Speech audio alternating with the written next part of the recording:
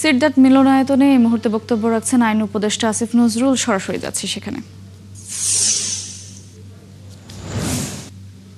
তাদের সাথে একটু দ্বিমত পোষণ করছি যারা সমালোচনা করছেন। আরেকটা দেখবেন বলে আমাদের কারোর সাথে কোনো কনসালটেশন করা হয় না। তো এটা খুব হাস্যকর একটা কথা বলা হয়।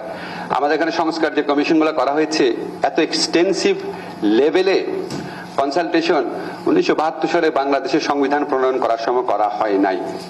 তবে একটা কথা বলে যে আমরা যেটা বলেছি সেটা রাখা হয় নাই।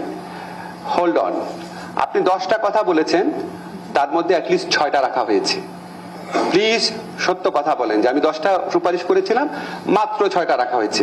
আমাদের কোনো সুপারিশই রাখা হয়নি এটা বলবেন না, বিকজ এই সংস্কার প্রক্রিয়ার সাথে আমি ওতপ্রোতভাবে জড়িত ছিলাম। আমি কনফিডেন্টলি বলতে পারি, নিশ্চয়ই এই সিভিল সোসাইটি যখন ফিরে যাব, জিল্লুরের প্রোগ্রামে সবচেয়ে বড় সমালোচকদেরকে আমি বাছাই করে রেখেছি, তাদের সাথে আলোচনা করব, প্রমাণ করে দেখাবো।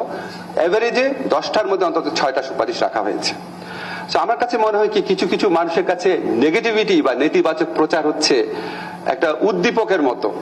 হয়তো অ্যাক্টিভিজমকে চাঙ্গা রাখার জন্য এটা প্রয়োজন হয়, হয়তো আপনার অনেক লাইক পাওয়ার জন্য, আলোচনায় থাকার জন্য প্রয়োজন হয়, কিন্তু হয় কি এটা মানুষকে একটু বিভ্রান্ত করে, হতাশ করে। আমাদের তো মানুষকে আশাবাদী করাও হচ্ছে এক ধরনের দায়িত্ব। তো আজকে যে আলোচনার বিষয় সেটা হচ্ছে বিচার বিভাগের স্বাধীনতা এবং রুল অব ল। দেখেন, বিচার বিভাগের স্বাধীনতা থিওরিটিক্যালি প্রতিষ্ঠা করা কোনো কঠিন ব্যাপার না। এটার জন্য যা যা করা দরকার আমরা তাই করেছি। আমাদের এখানে 54-55 বছরের একটা প্রত্যাশা ছিল স্বাধীন সচিবালয় গঠন করা, সেটা আমরা করেছি। আমাদের এখানে উচ্চ আদালতে বিচারক নিয়োগ নিয়ে মহাকাণ্ড ঘটে গেছে। আপনারা জানেন যারা উচ্চ আদালতে এখানে আইনজীবী আছেন, অনেক স্বনামধন্য আইনজীবী আছেন। আমরা উচ্চ আদালতে বিচারক নিয়োগের জন্য একটা পদ্ধতি অনুযায়ী নিচ্ছি। শুধুমাত্র আপনি 10 বছর বাংলাদেশ জিন্দাবাদ বা জয় বাংলা বললেন, এটার ভিত্তিতে আপনি আর বিচারক হতে পারবেন না। আপনারা সবাই জানেন যারা এখানে সুপ্রিম কোর্টে আইনজীবী আছেন, বাংলাদেশের ইতিহাসে সর্বশেষ যে নিয়োগটা হয়েছে, আমাকে অনেকেই বলেছেন, সুব্রতদা আপনারও তো নিশ্চয়ই মনে হয় সবচেয়ে ভালো নিয়োগ হয়েছে।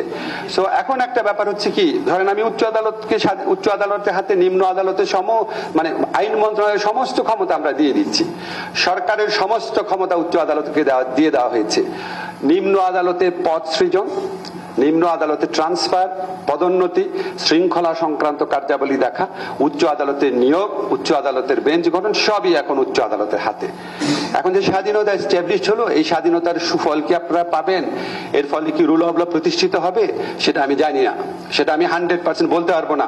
কিন্তু আমি একটা জিনিস জানি, অসীম স্বাধীনতা, জবাবদিহি ছাড়া যদি অসীম স্বাধীনতা থাকে, সেই স্বাধীনতা সবসময় প্রত্যাশিত সুফল বয়ে আনে না। সেই জন্য আমি মনে